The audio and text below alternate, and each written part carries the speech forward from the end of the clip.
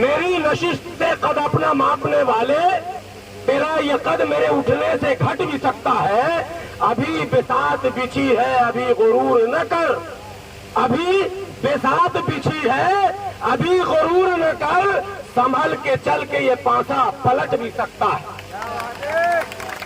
सभी सम्मानित तो हमारे क्रांतिकारी नेता, हम लोगों के मार्गदर्शक और हमारे सम्मानित साथी, सब तो नेता ही है। यहाँ पर हम लोग समाज के जागरूक लोग हैं, नेता कहते ही है जागरूक होने को। बातें बहुत सारी हुई है और पिछले कई दिनों से, सुरजीत जी, पिछले कई दिनों से आप भी आ रहे हैं लगातार, हम ये देख रहे हैं कि हमारे वक्ताओं में भी मिसअंडरस्टैंडिंग है और कहीं ना कहीं एक दूसरे की बात को छोटा बड़ा या घटाकर या बढ़ाकर या कटिंग करके पेश करने में अपना समय बर्बाद कर देते हैं। बिल्कुल सिंपल सी बात है कि हम भारतीय हैं, हम भारत के नागरिक हैं और हम जहां बैठे हैं सेफ कॉन्स्टिट्यूशन के फाउंडर आली जनाब महमूद पराता साहब बैठे हैं। सेफ कॉन्स्टिट्यूशन ही असल भारत में लड़ाई है, क्योंकि संकट अगर कहीं है तो हम पर इंडिविजुअल नहीं है। संकट इस देश के किसी हिंदू मुसलमान सिख ईसाई जैन पारसी बौद्ध आस्तिक नास्तिक पर नहीं है। संकट किसी बिहार बंगाल उड़ीसा झारखंड और दिल्ली और राजस्थान और हरियाणा और पंजाब और तमिलनाडु और केरल और क्षेत्र का भी नहीं है। संकट अगर है तो यहाँ संविधान पर है, क्योंकि संविधान ने जो व्यवस्था दी थी उसमें समता समानता सबका समान अधिकार की बात कही गई है। और उसी को ये पेट में किनको दर्द होता है, जो समता के विरोधी है, जो समानता के विरोधी है, जो इक्वलिटी के खिलाफ चलने वाले लोग हैं, पेट में मरोड़ उनके हैं कि ये क्या हो गया। अच्छा भला चल रहा था, आज चाहे वो अपने भाषणों में मुगलों को कोसे, ऐबक को कोसे, तुगलक को कोसे, बलबन को कोसे, खिलजी को कोसे, किसी को वो गाली दे, लेकिन सच्चाई ये है कि पेट में दर्द तो 26 जनवरी 1950 से शुरू हुई। ये असली हकीकत है, वरना सब मजे मजे में था। अकबर के राज में कौन उनके साथ परेशानी थी, हम कहां थे भाई, वही तो थे, तब भी वही थे।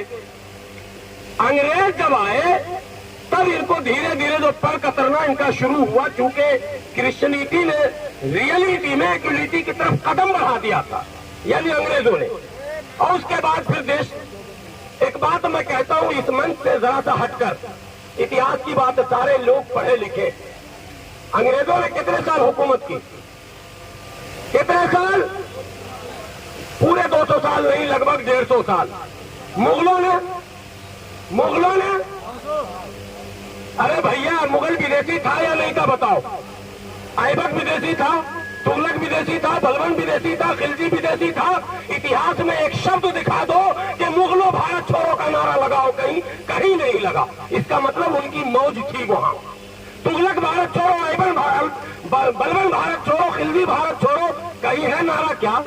नहीं है। फिर अंग्रेजों भारत छोड़ो क्यों हुआ, ये भी एक पार्ट है हिस्ट्री का, समझने की जरूरत। पेट में तभी मरोड़ होता। अब जब बाबा साहब के बाद ये आंदोलन धीरे धीरे धीरे धीरे कुचल दिया गया था।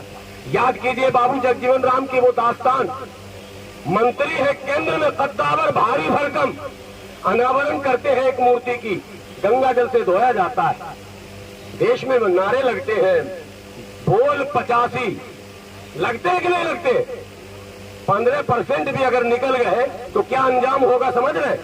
लेकिन नहीं निकले हम अपने नेता के पीछे नहीं निकले, हमारे नेताओं को अपमानित किया गया। नतीजा वहां हम पहुंच गए थे कि अगर साहब कांशीराम न आते और फिर से आंदोलन न छेड़ा गया होता तो शायद आज हम बोलने के लायक नहीं होते। लेकिन क्या आप समझ रहे हैं कि मामला आपका हो गया? अगर मामला हो जाता तो रितु बहन के साथ आज ये क्यों होता? और ये इकलौती है तो आप बताओ, हमारे लोगों ने यूनिवर्सिटी में आत्महत्या कर लिया, उनको पढ़ने का माहौल नहीं दिया गया, उनको पढ़ने का माहौल नहीं दिया गया। और ये लगातार घटनाएं घटती हैं, दूर देहात गांव में जाओ, घटनाएं दबा दी जा रही। मुजफ्फरनगर में तो एक ही हफ्ते में 2 घटना घट गई, बच्चों को पीटने का, और पीटने का नहीं, पिटवाने का। अरे पीटना, अगर गुरु पीटते हैं तो 5 सितंबर गुरु का दिन बताया जाता है। अगर गुरु पीटते तो एक बार को माना जाता कि गुस्से में गुरु ने पीट दिया। पीटवाने का मतलब क्या है? दलितों और पसमानदा मुसलमानों और खास करके आदिवासियों के बच्चे को, जो टैलेंटेड बच्चे होते हैं वो टारगेट पर होते हैं, उनको कैसे उनका मॉरल डाउन करना है, उनको कैसे उत्तेजित करना, आक्रोशित करना है ताकि वो पढ़े नहीं लड़े, पढ़ाई न करे लड़ाई करे, उनको आतंकित किया जाता है, विवश किया जाता है। ऐसा वातावरण इन लोगों ने बना रखा। लेकिन इसमें उन लोग दोषी नहीं है। अब सुनिए सुरजीत जी की मैं बता रहा हूं, उसमें वो लोग दोषी नहीं है, दोषी हम हैं। और ये हमको स्वीकार करना पड़ेगा, हमको ये स्वीकार करना पड़ेगा, हम दोषी। आज की मौजूदा सरकार में भी हमारे लोग मंत्री हैं कि नहीं? सांसद विधायक तो चलिए कोई बात नहीं, जीत गए। मंत्री है और मंत्री नहीं है, जब भी संसद का सत्र चलता है तो उनके शेर और शायरी सुनेंगे आप। दुनिया का सबसे बड़ा नेता अगर वो बताएंगे तो किसको बताएंगे? शेर सुना है, नाम भी बतानी पड़ेगी कि समझ गए आप लोग? समझ गए ना? समझ गए आप? इशारे में समझिए। क्या बहुजन समाज के लोगों ने उनके घर मकान को घेरा? कभी घेरा? कभी आपने डाला वहां डेरा? कभी किया उनके जीवन में बखेरा? कभी कहा कि यार बाबा साहब का खाते हो और मनुवाद का गाते हो, तुम हमारे समाज के नाम पर कलंक हो? आपने कहा? नहीं कहा। इसलिए जो कुछ हो रहा वो हमारी वजह से हो रहा। हमारे बीच बहुत सारे मुस्लिम लीडरान, लंबा लंबा कुर्ता, लंबी लंबी टोपी, शेरवानी, सब कुछ देखेंगे आप, नारे तकबीर और ये और वो। आपने कभी इस तरह के धरने प्रदर्शन में नेतृत्व करते देखा है क्या? 70-75 अमृतकाल हो गया ना, अमृतकाल है। अमृत किधर? आज तक हम लोगों ने देखा ही नहीं अमृत क्या होता है। अमृतकाल, अगर करप्शन के खिलाफ धरना देंगे तो वो समझ गए, हम बोलना नहीं चाहते बार बार, जिनके खिलाफ हम यहां बैठे, करप्शन के खिलाफ धरना देंगे मनुवादी, हम नहीं देंगे। हम तो बचाओ बचाओ बचाओ, इस्लाम खतरे में, मुसलमान खतरे में, दलित खतरे में, आदिवासी खतरे में, सब खतरे खतरा हमारे पास है। और उनके पास नेता ही नेता लाइन लगा जा रहा करप्शन के खिलाफ। वो मैं नेतृत्व करते हैं पूरे देश में। आप लोहिया आंदोलन, जेपी आंदोलन, अन्ना आंदोलन, जितने आंदोलन का नेतृत्व देखो कौन कर रहा। कॉमन जो लड़ाई है, जो रोजी रोटी, पढ़ाई लिखाई, दवाई का इश्यू है, उस पर वो आगे बढ़ रहे हैं। और हम रोज कह रहे हैं हमें बचाओ हमें बचाओ हमें बचाओ। तो हम 85 है या क्या है, ये सोचना पड़ेगा कि नहीं सोचना पड़ेगा? सारा नारा झूठा है कि नहीं झूठा? मुझे भी कई लोग कहते हैं, कपिल साहब से मैंने कई बार कहा, मुझे कई लोग कहते हैं यार इतने दिनों से सड़क पर हो, इतने दिनों से तमाम भागते हो, बोलते हो, दौड़ते हो, सबके पीछे रहते हो। तो मैंने कहा नहीं, सबके पीछे नहीं सर, मैं भारतीय जनता पार्टी के मंच या उनके किसी समर्थक के आगे पीछे नहीं गया। और बुरा न माने, हमारे नेता भी यहाँ है कांग्रेस के, मैं उस मंच पर भी आज तक नहीं गया हूँ। हाँ, बसपा के मंच पर गया हूँ मैं। जब उदित राज जी चलाते थे वो कौन सी जस्टिस पार्टी, तो मैं उस पार्टी में था। यानी मैं बाय नेचर अम्बेडकरवादी हूँ। और लोग कहते हैं पार्टी में क्यों नहीं ज्वाइन करते हो, और जिसका कोई दल नहीं, उसके मसले का हल नहीं या उसका बल नहीं। मैं सनम बनाता किसको तराश कर, मैं सनम बनाता किसको तराश कर, मुझको मेरे मिजाज का पत्थर नहीं मिला। मसला ये है कि हम किसके नेतृत्व में चलेंगे साहब?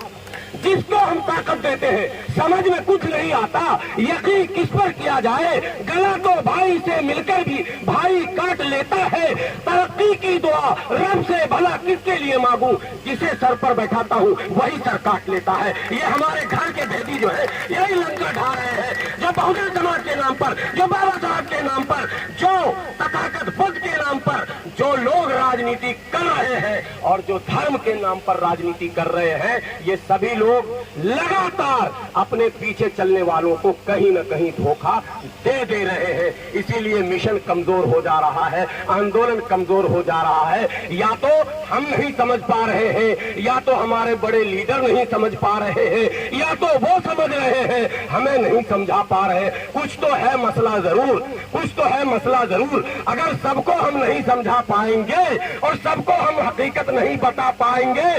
क्या मजबूरी है हमारे उन नेताओं की जो मनुवाद के पोषण बने हुए हैं, उसके खुराक बने हुए हैं, उसको मजबूती प्रदान कर रहे हैं, उसकी रैलियों में भीड़ जमा कर रहे हैं, उसके चुनाव में उसके नारे लगा रहे हैं और उसके 1500 लेकर वोट भी डाल दे रहे हैं। पूछो उन लोगों से क्या मजबूरी है। ये हमारे नेता हमसे अगर नहीं पूछेंगे तो कैसे समस्या का समाधान होगा। लड़ाई डॉक्टर रीतू की है, लेकिन मैंने जो बातें कही है वो बातें इससे हटकर नहीं कही है।